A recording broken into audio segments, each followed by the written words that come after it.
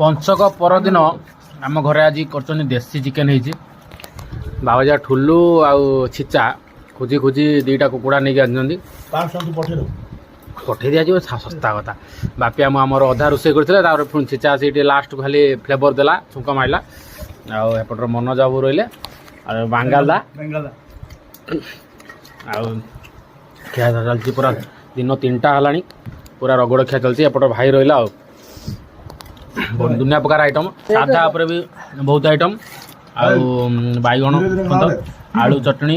शाग सेपटर माछ टी आसला हल्का पनीर टी छतु डाली सेपटर कांजी रही भेराइटी आइटम सेपटर रही कौन मटर फटर तरकारी 20टा खंडा आइटम सब खिया चलती बस।